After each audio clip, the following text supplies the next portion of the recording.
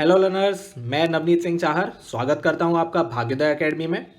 अब हम शुरू करेंगे अपना टॉपिक कंडक्शन। ठीक है, पिछले क्लासेस में हमने देखा था कि बेसिक क्या है कंडक्शन, कन्वेक्शन एंड रेडिएशन। अब हम जानेंगे कि मॉलिक्यूलर लेवल पे कंडक्शन क्या है। ठीक है, अगर आपने पहले लेक्चर्स नहीं देखे और चैनल को अभी तक सब्सक्राइब नहीं किया है तो फटाफट पहले सब्सक्राइब करिए, शेयर करिए और पीछे वो लेक्चर्स को हमने डिस्क्रिप्शन में प्रोवाइड करी हुई है लिंक, उनको रेफर करिए। ठीक है, शुरू करते हैं अब हम अपना टॉपिक कंडक्शन।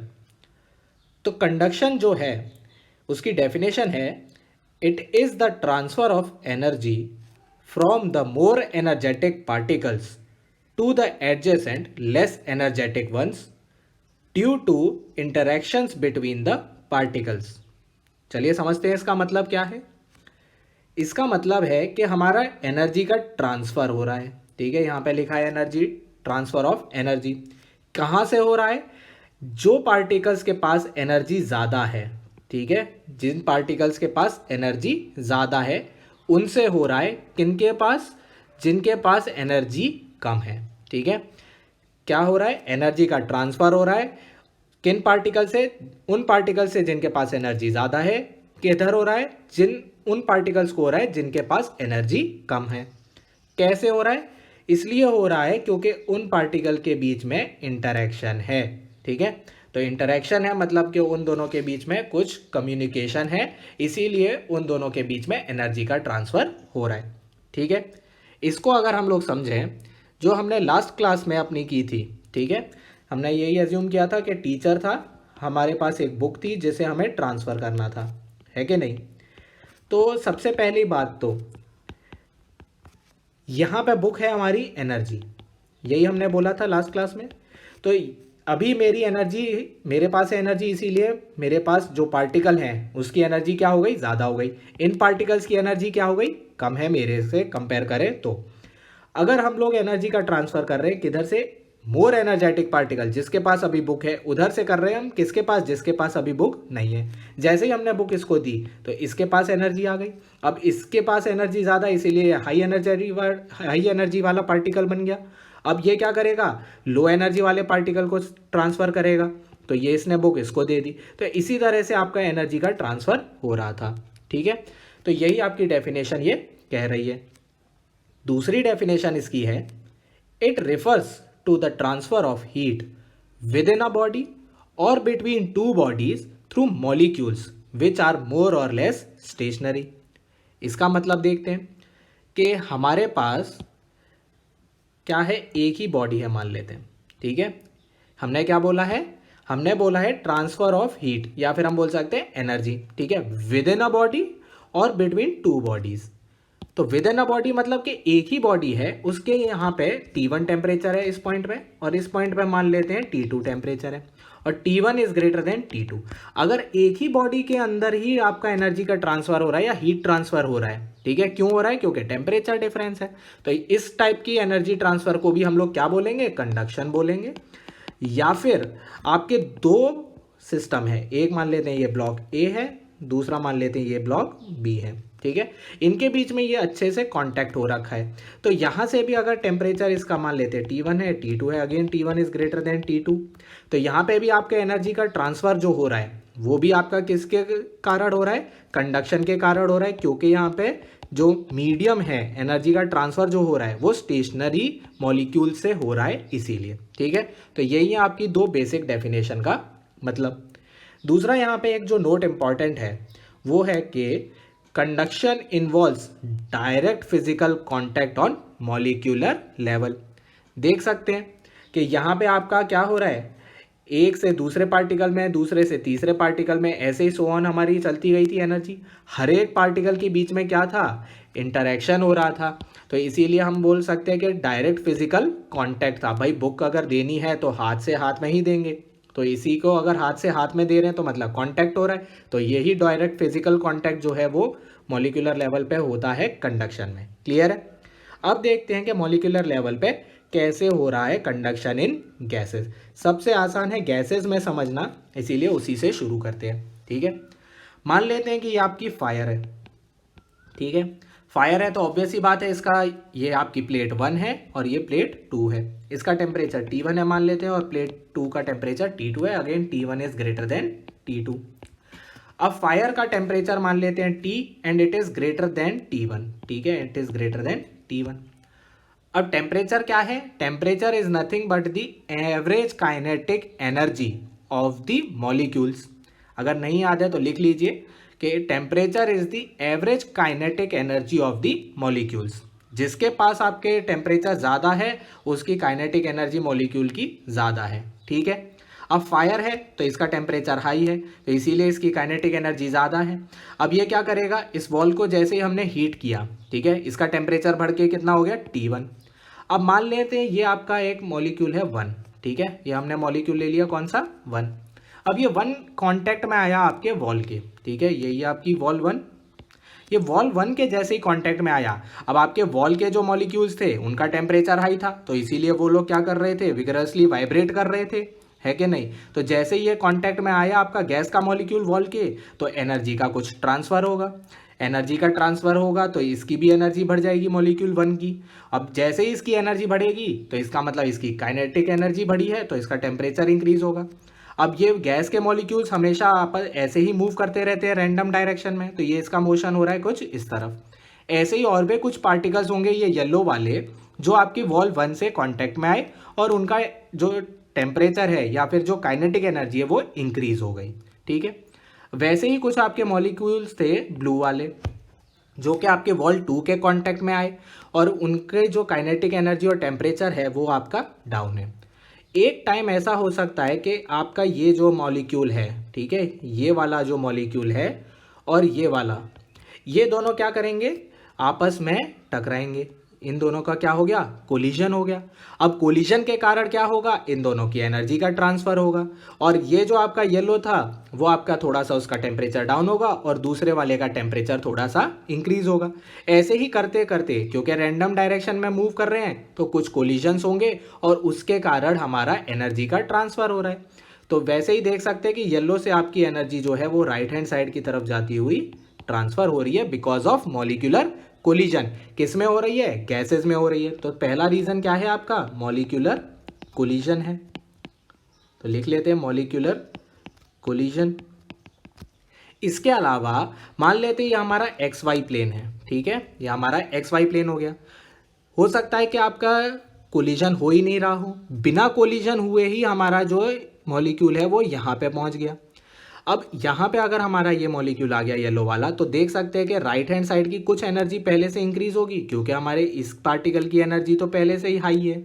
तो इसीलिए हम कह सकते हैं कि वॉल 2 की जो पास है उसका एनर्जी कंटेंट भी बढ़ गया। इसी प्रोसेस को हम लोग क्या कहते हैं, मॉलिक्यूलर डिफ्यूजन कहते हैं। कि डिफ्यूजन मतलब कि इधर रैंडम मोशन होते हुए मॉलिक्यूल का एक जगह से दूसरी जगह ट्रांसफर होना। तो मॉलिक्यूलर डिफ्यूजन के कारण भी हमारी एनर्जी जो है वो लेफ्ट वॉल मतलब के लेफ्ट मतलब 1 वॉल से सेकेंड वॉल की तरफ गई। तो इसीलिए 2 तरीके से गैसेस में हम कह सकते हैं कि एनर्जी का ट्रांसफर हो रहा है या फिर हीट ट्रांसफर हो रही है। एक है आपका मॉलिक्यूलर कोलिजन और दूसरा है आपका मॉलिक्यूलर डिफ्यूजन। मॉलिक्यूलर डिफ्यूजन, ठीक है। तो ये है आपका बेसिक गैसेस में। अगर हम लिक्विड्स की बात करें, ठीक है, अगर हम किसकी बात कर रहे हैं, लिक्विड्स की बात कर रहे हैं, तो उसमें भी यही 2 आपके रीजंस हैं। पहला है आपका मॉलिक्यूलर कोलिजन और दूसरा है आपका डिफ्यूजन।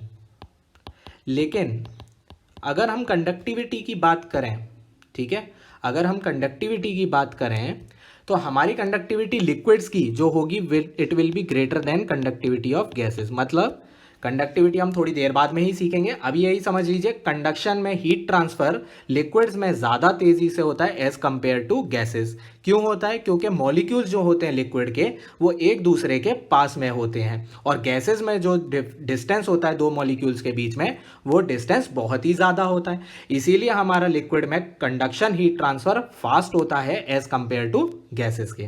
क्लियर है। अब देखते हैं हम लोग सॉलिड्स में, ठीक है। अब आया है हमारा सॉलिड। सॉलिड में हम पहले देखेंगे इलेक्ट्रिकल नॉन कंडक्टर का क्या हो रहा है, mode of heat transfer conduction में क्या हो रहा है। ये जो आपके डॉट्स हैं यही आपके मॉलिक्यूल्स या एटम्स हैं। यही अगेन आपकी फायर है। फायर का टेम्परेचर हाई है और तो इसीलिए ये हीट ट्रांसफ़र करेगा। जैसे ही इनमें हीट ट्रांसफ़र होगी ये वाले मॉलिक्यूल्स में एनर्जी थोड़ी सी इंक्रीज हो जाएगी। अब ये क्या करते हैं सॉलिड्स में, ठीक है, जो भी एटम्स होते हैं या मॉलिक्यूल्स होते हैं वो वाइब्रेट करते रहते हैं अपनी मीन पोजीशन के अबाउट, ठीक है, ये अपनी मीन पोजीशन के अबाउट वाइब्रेट करते हैं।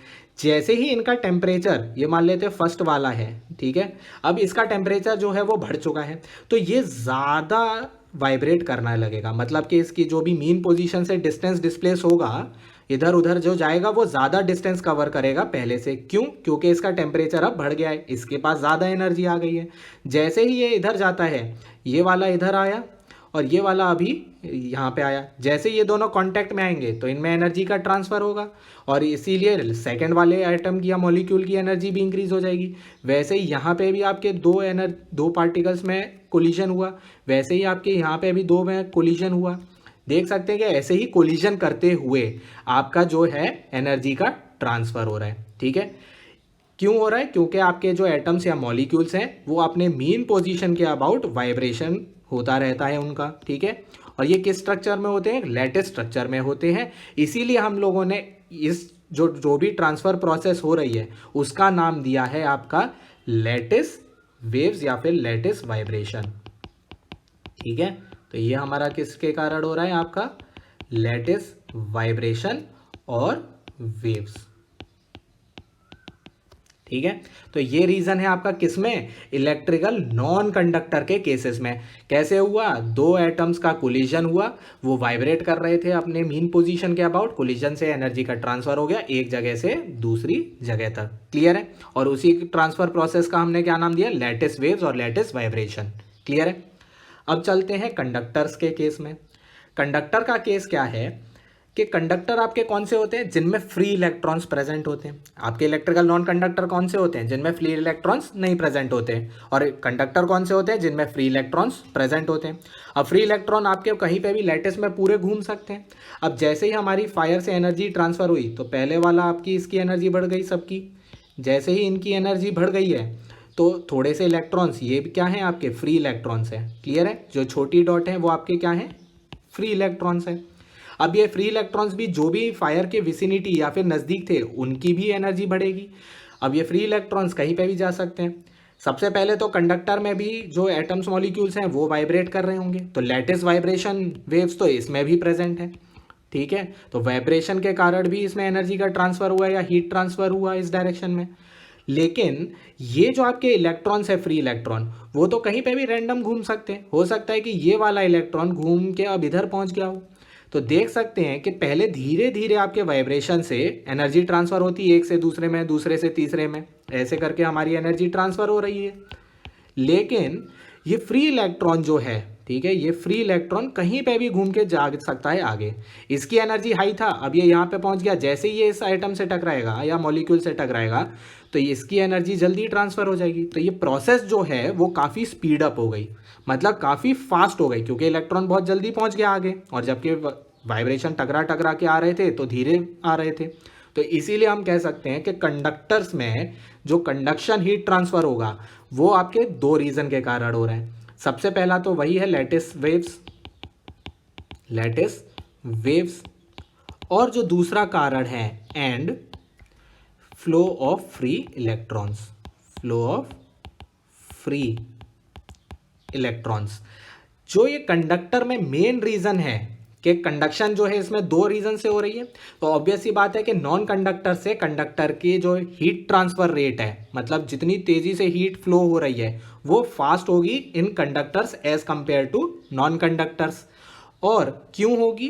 क्योंकि इसमें आपका जो हीट ट्रांसफ़र हो रही है उसको सपोर्ट कर रहा है फ्री इलेक्ट्रॉन्स, ठीक है। उसको कौन सपोर्ट कर रहा है? फ्री इलेक्ट्रॉन्स सपोर्ट कर रहे हैं। इसीलिए इसमें हीट ट्रांसफर रेट जो है कंडक्टर्स में it is better than electrical non conductors, ठीक है। इसीलिए हम बोलते हैं कि कंडक्शन अगर आपका होना है किसमें? वुड में, या फिर आप एक मेटल में ले लीजिए, चाहे सिल्वर या गोल्ड ले लीजिए, तो गोल्ड या सिल्वर में आपकी कंडक्शन जो हो रही है वो बहुत तेज़ी से हीट ट्रांसफ़र हो रही है एज़ कम्पेयर्ड टू वुड। क्यों? क्योंकि वुड में सिर्फ और सिर्फ लैटिस वेव से हो रहा है, जबकि आपके सिल्वर या गोल्ड में lattice waves plus flow of free electrons दोनों से हो रहा है, क्लियर है।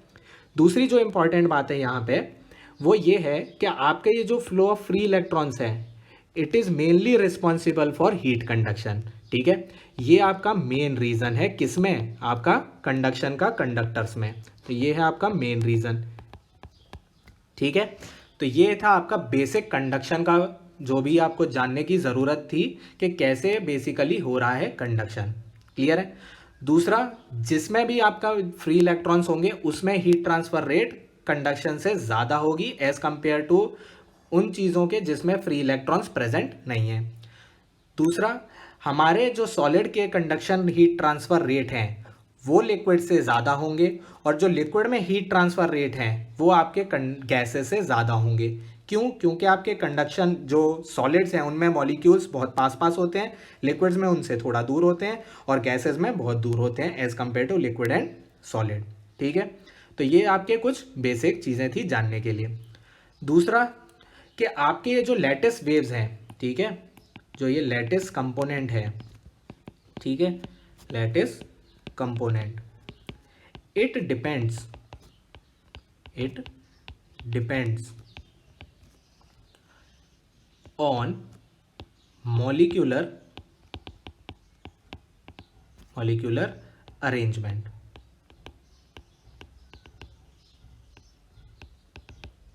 ठीक है, it depends very much on molecular arrangement, कि मॉलिक्यूल्स कैसे अरेंज है ये उस पर काफ़ी ज़्यादा डिपेंड करता है लैटिस कंपोनेंट।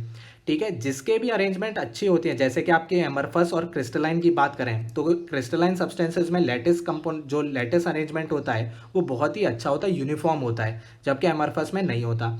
इसीलिए हमारे क्रिस्टलाइन सब्सटेंसेस में जो हीट ट्रांसफर हो रही है कंडक्शन के थ्रू वो ज़्यादा होगी as compared to rate of heat transfer in amorphous. ठीक है, और यही कारण है कि आपका जो डायमंड है, ठीक है, जो आपका डायमंड है वो बेस्ट थर्मल कंडक्टर है। ठीक है, वो बेस्ट हीट का कंडक्टर है। ध्यान रखिएगा, हीट का बोल रहे हैं हम लोग। ठीक है, थर्मल कंडक्टर क्यों है? क्योंकि वो एकदम परफेक्टली क्रिस्टलाइन सब्सटेंस है, उसका लैटिस कंपोनेंट इतना अच्छा है जिसके कारण हमारा जो ट्रांसफर हो रहा है हीट का वो बहुत ही फास्ट होता है। ठीक है, तो ये ध्यान रखिएगा कि डायमंड की सबसे ज़्यादा हीट ट्रांसफर रेट होती है थ्रू कंडक्शन।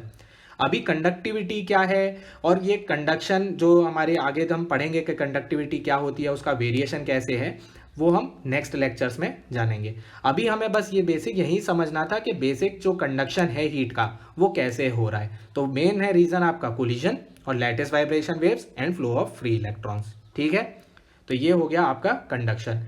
नेक्स्ट लेक्चर में हम देखेंगे कि how to quantify this rate of heat conduction, के कंडक्शन जो हीट ट्रांसफर रेट है उसको हम लोग कैसे निकालें through a mathematical equation. Clear है?